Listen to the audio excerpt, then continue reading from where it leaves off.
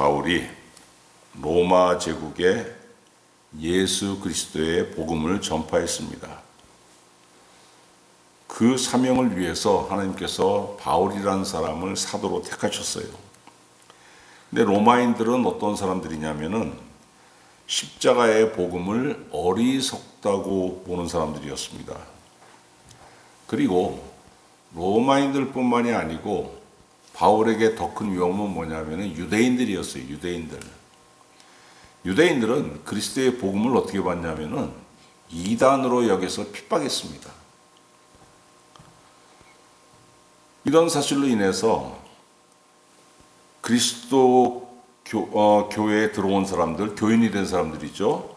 교인이 됐음에도 불구하고 내가 교인이라는 사실을 창피하게 여기는 사람들이 있었습니다.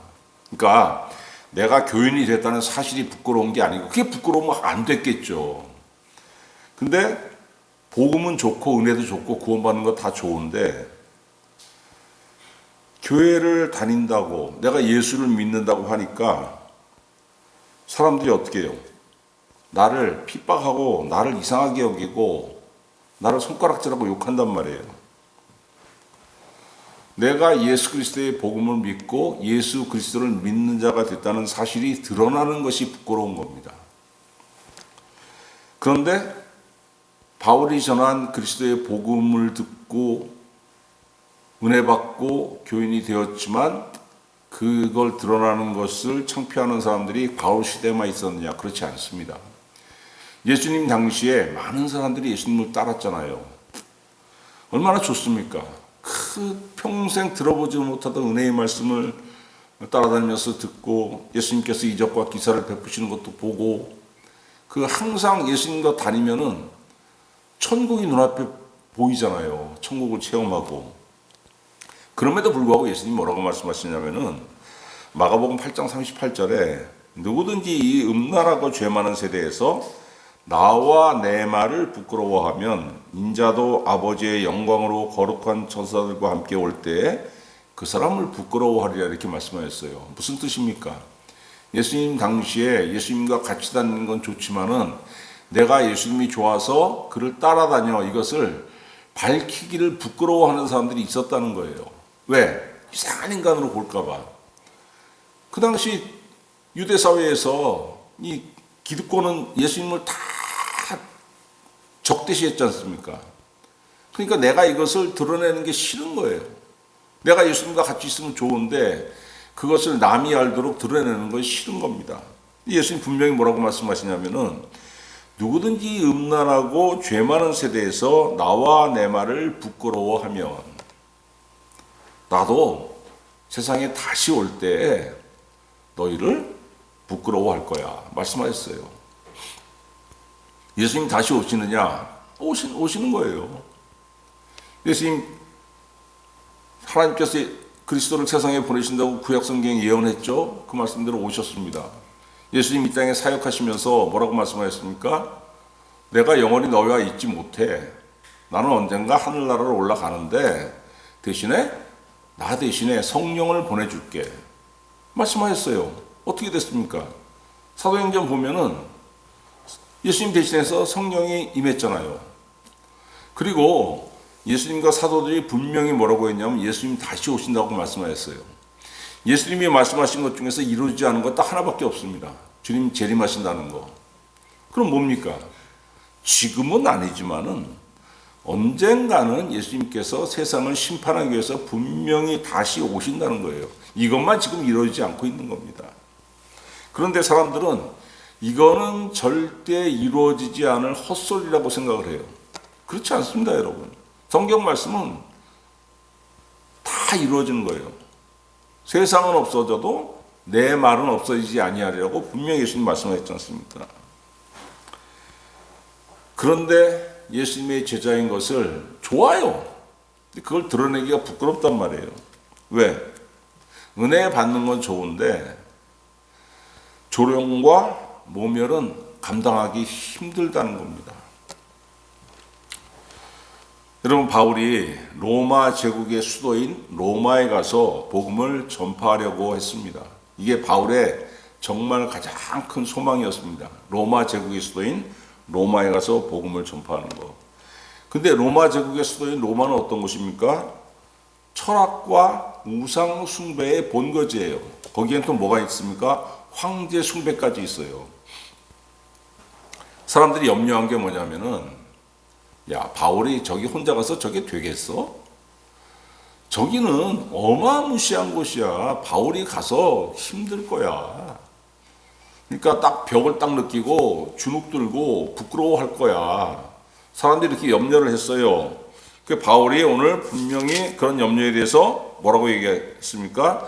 내가 복음을 부끄러워하지 아니하노니 이 복음은 모든 믿는 자에게 구원을 주시는 하나님의 능력이 되므리라.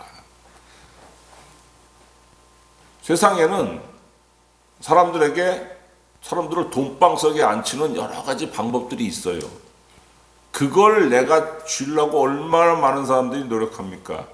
그런데 이 세상에서 구원의 능력을 주시는 건 세상에 아무것도 없습니다. 그 어떤 것도 나에게 구원을 주시는 건 없어요. 어디에 있습니까? 그런 게. 삼성에 가면 그런 게 있습니까? 구글에 가면 있습니까? 마이크로소프트에 있어요? 없어요. 어디에 가도. 그러면 자연인처럼 산에 들어가면 구원의 은혜가 있습니까? 거기에도 없는 거예요. 구원은 오직 예수 그리스도의 복음 안에만 있는 겁니다. 그래서 바울이 담대하게 얘기하잖아요. 내가 복음을 부끄러워하지 아니하노니.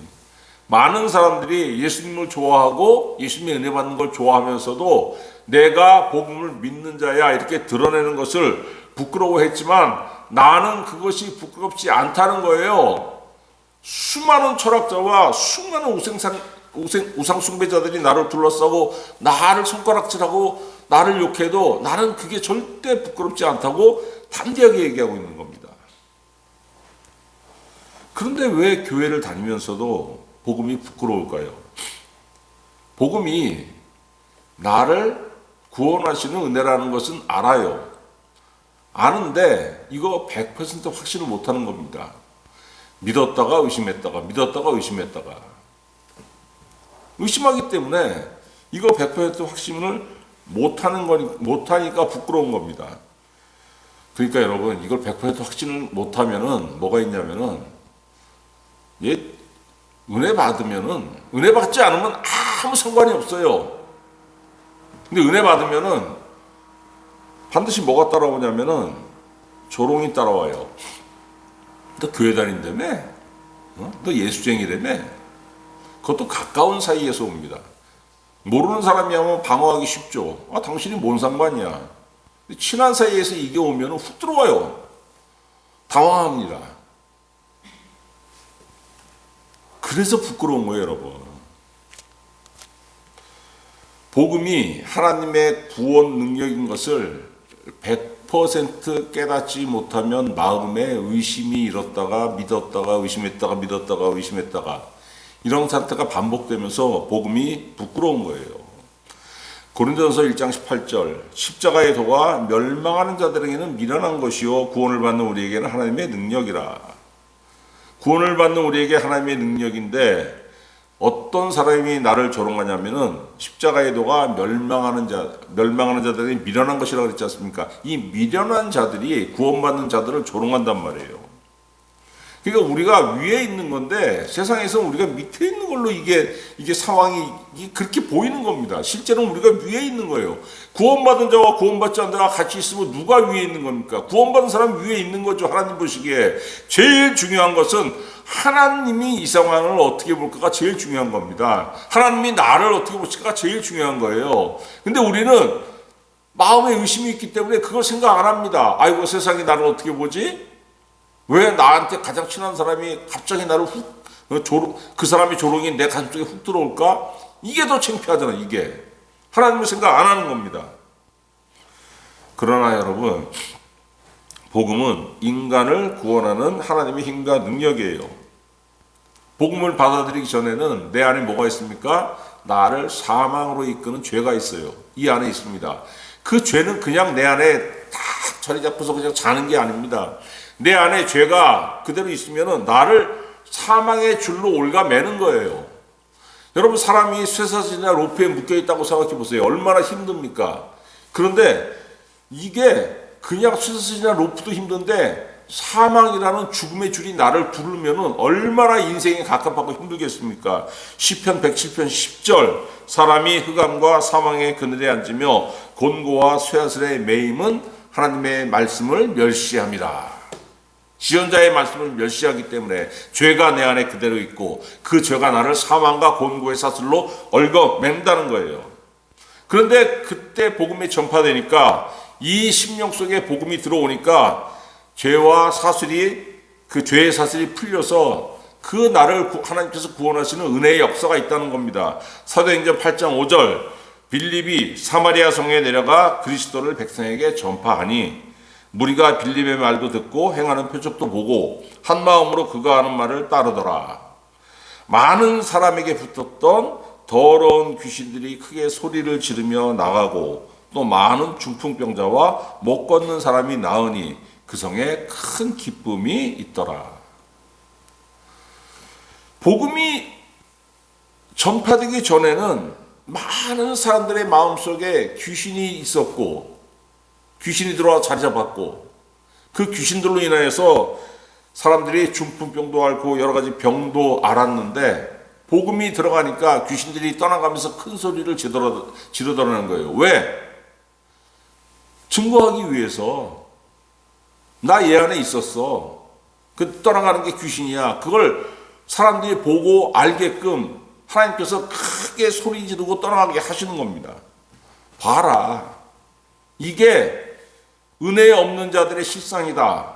봐라, 이게 구원받지 못한 자들의 실상이야. 봐라, 이게 복음이 부끄러운 자들의 실상이라고 하나님께서 우리에게 보여주시는 거예요. 그런데 여러분, 복음을 영접하면 어떻게 됩니까? 하나님의 자녀가 되는 겁니다. 요한복음 1장 12절, 영접하는 자 곧 그 이름을 믿는 자들에게는 하나님의 자녀가 되는 권세를 주셨더라. 권세가 뭡니까? 권리예요, 권리.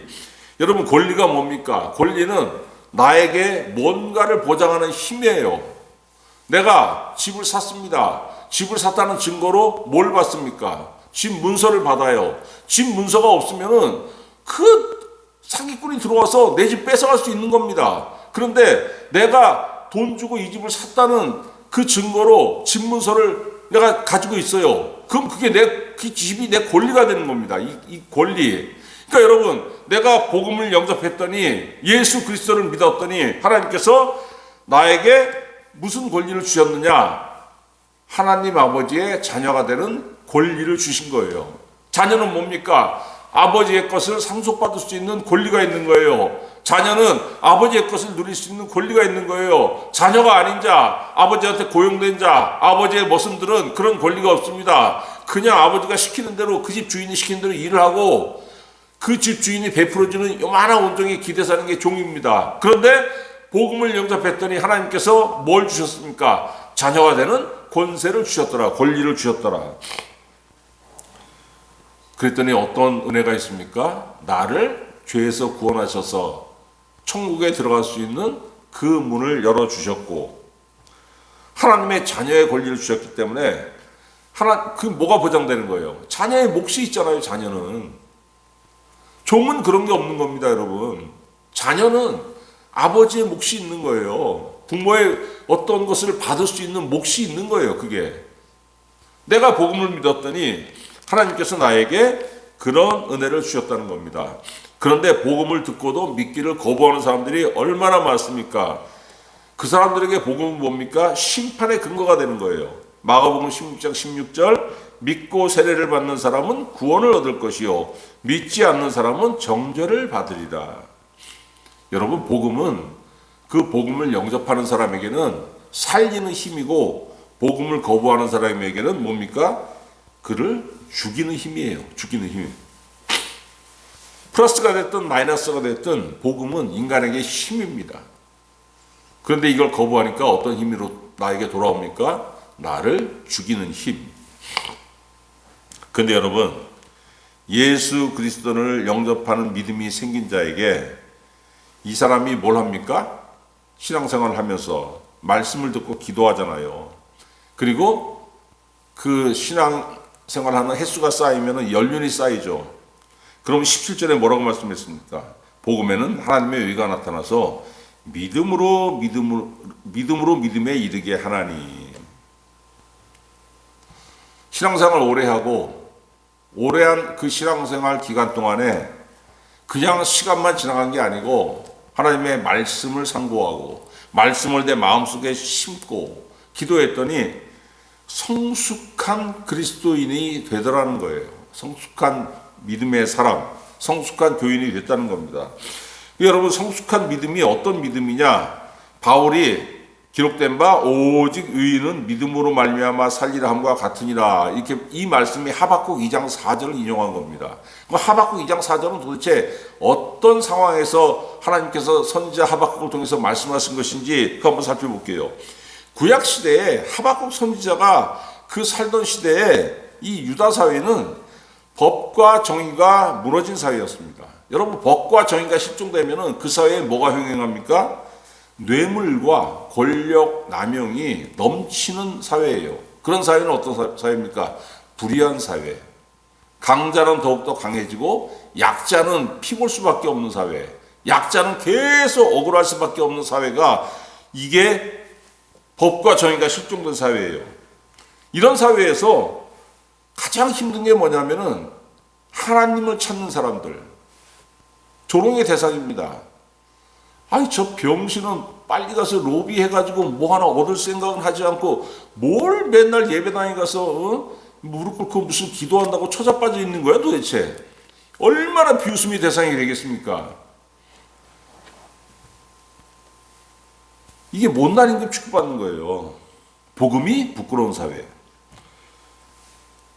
하박국 선지자가 어떤 불평을 하냐면은, 하나님, 이거 보고 계시잖아요. 하나님의 백성들이 도대체 이 지경까지 타락했습니다. 우리 하나님을 찾는 사람들이 이 와중에도 있지 않습니까? 이 사람들이 얼마나 기도를 많이 합니까? 눈물로 호소하고. 그런데 왜 돌아보시지 않고, 왜 침묵하시고, 왜 응답하지 않으십니까? 이게 선지자가 답답하고 하나님한테 막 불평으로 호소를 하는 거예요. 선지자가 기도하고 또 기도하니까 하나님께서 응답하였습니다. 어마어마한 말씀하시는데, 그래, 그렇게 살라고 해. 그게 영어로 할 줄 아냐? 아니야. 내가 니네 북쪽에 바벨론이란 나라를 일으킬 거야. 그 전에 듣도 보도 못하던 이 포악한 인간들인데, 이들이 너희를 침략해가지고 너희를 그냥 징계하는 정도가 아니고 너에게 온정을 베풀지 않고 너희를 싹 쓸어볼 거라고. 하나님께서 바벨론을 통해서 너희를 징계하실 거라고 하박국 선지자에게 말씀하셨어요. 여러분, 실제로 그 열왕기 하에 보면은 바벨론이 예루살렘을 함락했을 때 어떤 일이 일어났습니까? 왕의 두 아들을 왕이 보는 앞에서 죽여버리고 왕의 두 눈을 뽑고서 그 쇠아슬로 묶어가지고 바벨론으로 끌고 갔습니다. 그래서 감옥에 쳐박아버렸어요. 이게 열왕기 25장에 기록된 말씀입니다. 하나님께서 응답하시지 않는다고 하박국 선지자가 불평했는데, 하나님께서 응답하신 말씀을 두고 더 놀래요. 아니, 하나님, 아무리 유다가 이게 죄악이 넘치는 사회가 됐다고 해도 하나님의 자녀 아닙니까? 어떻게 하나님의 자녀들이 범죄를 저질렀기로 했더니 어떻게 그런 포악한 바벨론을 사용하셔가지고 우리를 징계하신다고 말씀하실 수 있습니까? 이 우상 숭배자들이잖아요. 그들이 유다를 멸망시키면은 어떻게 하나님의 심판이 공의롭다고 사람들이 말할 수 있겠습니까? 이게 하나님한테 따져요. 항의를 해요. 하나님 뭐라고 말씀하십니까? 그래, 네 말이 맞아. 그런데 너희를 멸망시키는 바벨론 역시 악한 족속들이기 때문에 때가 되면 내가 그들 또한 멸망시킬 거야. 그리고 내 말은 반드시 이루어진다고 하나님께서 말씀하셨어요.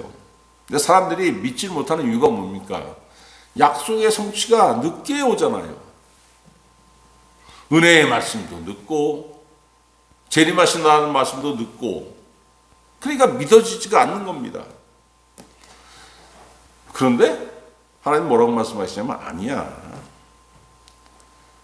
내가 은혜 준다고 하면은 그 은혜의 때가 반드시 있고, 내가 심판한다고 하면 심판의 때가 반드시 오는 거야. 아까 제가 말씀드렸잖아요. 하나님과 예수님께서 성경에서 예언하신 모든 말씀 중에서 다 이루어지고 뭐만 남았습니까? 예수님 재림하신다는 말씀만 아직 안 이루어진 거예요.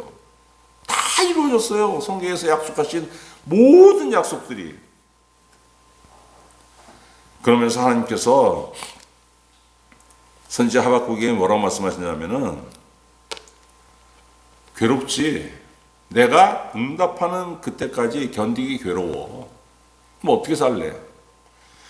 분명히 11절에 나오잖아요. 복음에는 하나님이 나타나서 믿음으로 믿음에 이르게 하나니 기록된 바 오직 의인은 믿음으로 말미암아 살리라 함과 같으니라. 네 주변에 어떤 상황이 일어나고 네 주변이 아무리 약하고 네가 견디기 어려운 괴로운 날이 올지라도 네가 살아갈 수 있는 방법은 딱 하나야. 믿음으로 살아. 무슨 믿음입니까? 하나님과 예수 그리스도를 믿는 믿음. 당장 죽을 것 같아서 내가 하나님을 쳐다보면은 굶어 죽을 것 같은 일이 일어나도 하나님을 바라보고 살라는 거예요. 세상에 어떤 심판이 와가지고 산이 무너지고 지진으로 세상이 무너지고 많은 사람이 죽을지라도 믿음으로 말미암아 살리라. 누가?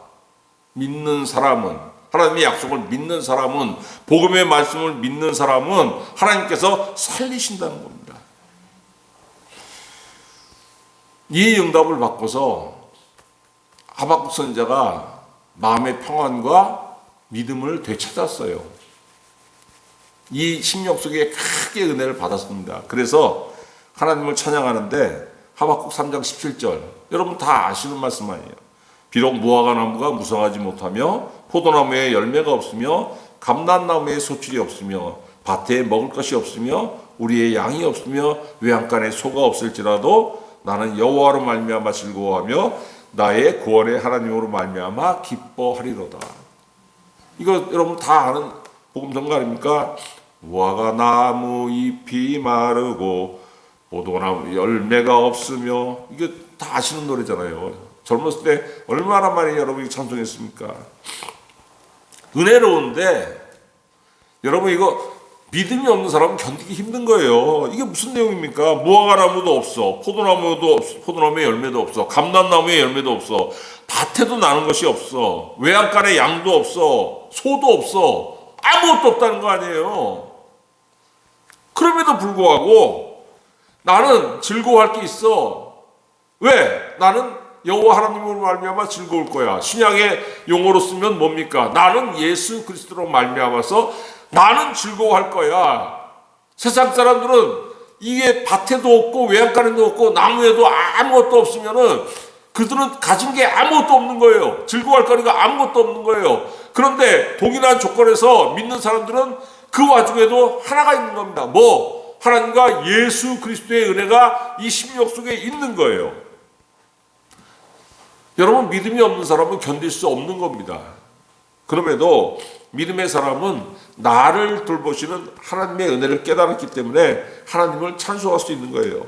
하나님은 믿는 사람의 뭡니까? 힘이고 믿는 사람의 능력이신 겁니다. 그런데 왜 사람들은 복음을 부끄러워합니까?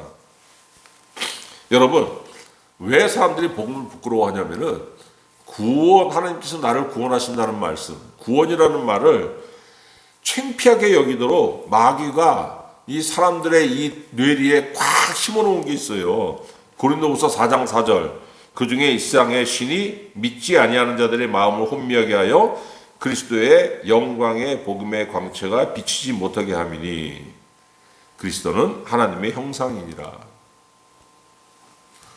예수 그리스도께서 하나님의 형상이시라는 것을 사람들이 보고 깨달을까 봐 그럼 어떻게 돼요? 자기를 떠나서 하나님의 자녀가 되는 거 아닙니까? 그래서 사람들의 뇌리 속에 뭘 심어놨냐면 구원? 야, 그건 미신이야. 광해 시대에 무슨 얼어 죽을 구원이야. 그런 거는 덜 떨어진 인간들이나 그런 건 그 찾는 거야. 그래서 뭐 복음, 뭐 신앙, 종교 이런 거는 인간의 이성에 어긋나는 일이라는 그 생각을 꽉 박아놨습니다. 그러니까 아유 내가 예수 믿는다고 하면 아유 그럼 무슨 뭐 종교는 무슨 이야기가 그건 왕조 시대 농경 시대나 있는 거지 무슨 과학이 이렇게 발전한 시대에 무슨 예수를 믿고 무슨 교회를 다니고 무슨 신앙을 한다 그래. 이걸 부끄럽게 여기도록 꽉 심어놓은 거예요. 여러분 현대의 신은 뭡니까? 21세기의 신은 과학이에요. 과학. 21세기의 신은 과학이고 돈입니다. 그럼 복음은 비이성적입니까? 비과학적입니까? 그렇지 않습니다. 복음은 비이성적인 게 아니고 복음은 초이성적이에요. 비이성은 사람의 그 과학이라는 그 이성의 판단에 못 미치는 것, 떨어지는 게 비이성이고 초이성은 뭐예요?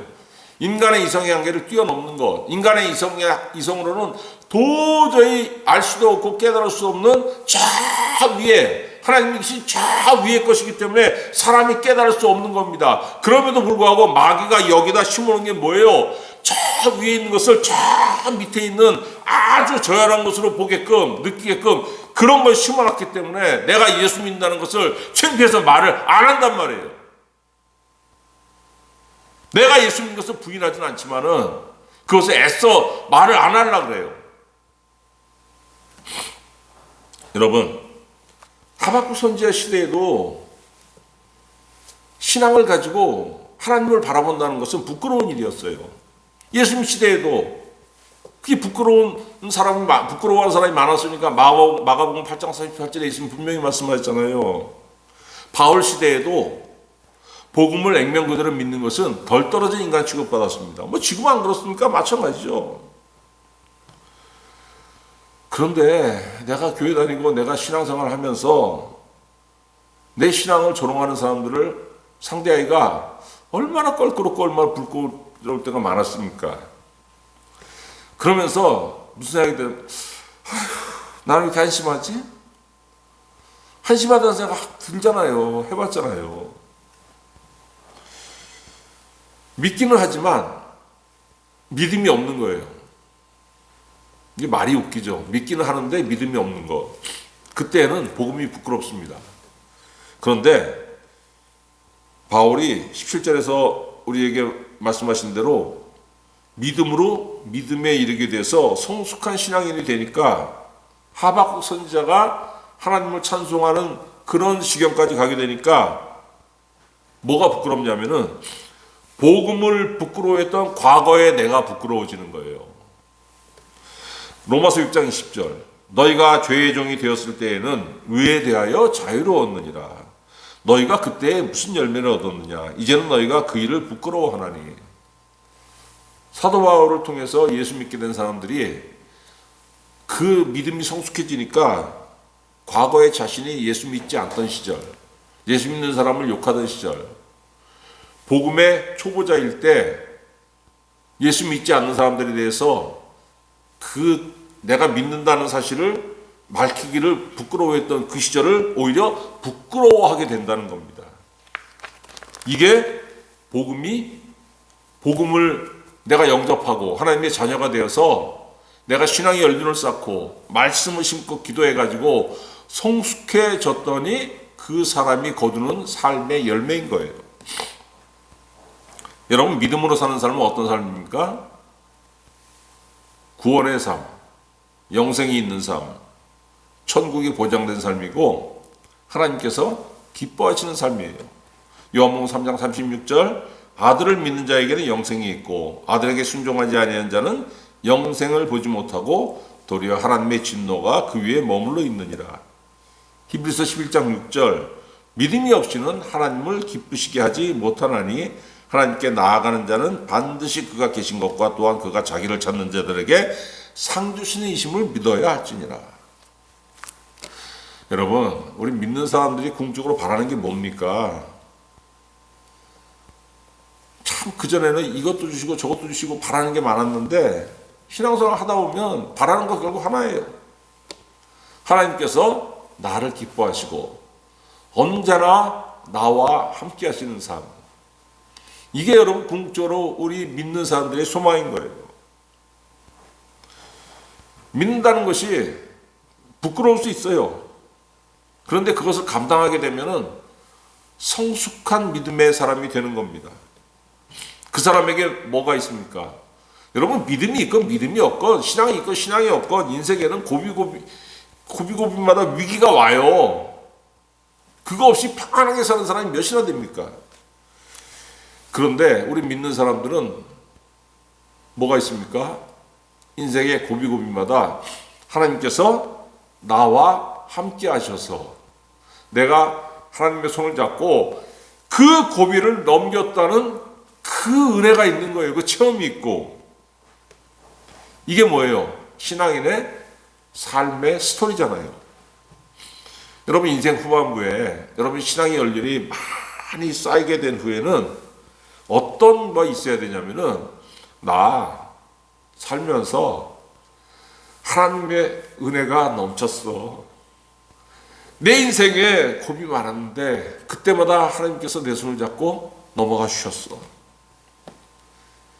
여러분 이게 뭐예요? 이게 간증이에요. 이게 여러분의 삶에 이게 간증이 차고 넘쳐야 되는 거예요. 여러분 기도하고 말씀 상고하시고 여러분께서 믿음으로 믿음에 이르는 성숙한 신앙이 되어서 여러분의 삶 속에 하나님께서 나와 함께 하셨다는 그 신앙 스토리가 차고 넘치는 성도가 되시기를 우리 주 예수 그리스도의 이름으로 축원합니다. 기도하겠습니다.